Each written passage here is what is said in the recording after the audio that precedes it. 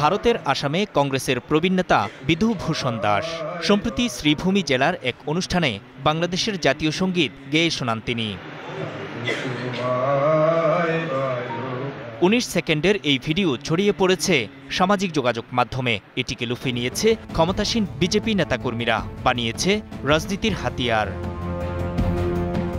কংগ্রেস নেতা কোন প্রেক্ষাপটে গানটি গেয়েছিলেন সেটি পরিষ্কার নয়, তবে কবিগুরু রবীন্দ্রনাথ ঠাকুরের এই লেখা গান তিনি কেন গাইলেন সেজন্য তাকে এরই মধ্যে বাংলাদেশি ট্যাগ লাগিয়ে নানাভাবে হেনস্থা করছে বিজেপি নেতাকর্মীরা।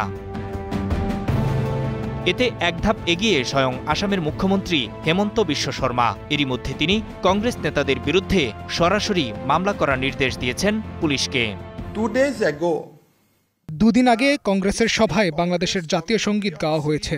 এটি মূলত ভারতের জনগণকে অশ্রদ্ধা করা। শুধু তাই নয়, উত্তর পূর্ব ভারত বাংলাদেশের অংশ হবে এমন দাবিরও সমর্থক।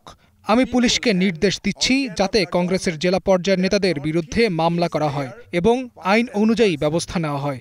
I have instructed Assam Police. শুধু রাজ্যের মুখ্যমন্ত্রী নন, তার মতো অনেকেই এ সঙ্গীত গাওয়াকে দেশ বিরোধী চক্রান্ত হিসেবে আখ্যা দিয়ে কংগ্রেস বিরোধী প্রচারণায় নেমেছেন। যদিও বিশ্লেষকদের অনেকে বলছেন শুধুমাত্র বাংলাদেশের জাতীয় সঙ্গীত বলেই নয়, বরং রবীন্দ্রনাথের এই লেখা গানের ঐতিহাসিক গুরুত্ব অনেক বিস্তৃত। আসাম কংগ্রেসের সভাপতি গৌরব গগৈ বলছেন, বিজেপি রবীন্দ্রনাথের দর্শন বোঝে না। বাংলার মানুষ ও বাঙালিদের কেবল তারা ভোটের স্বার্থে ব্যবহার করে। বাঙালির ভাষা, আবেগ ও সংস্কৃতি বোঝার সাধ্য তাদের নেই। ভারতের উত্তর পূর্ব রাজ্যের যে জেলার ঘটনা নিয়ে এত তোলপাড়, সেটি বাংলাদেশের সীমান্তের কাছেই। আগে এর নাম ছিল করিমগঞ্জ। ক্ষমতাসীন বিজেপি সরকারের মুখ্যমন্ত্রী বিশ্ব শর্মা 2024 সালে সেই নাম পাল্টে রাখেন শ্রীভূমি। তথ্য বলছে, সিলেটের জকিগঞ্জ উপজেলার লাগোয়া আসামের এই জেলার বাসিন্দাদের 55% মুসলিম।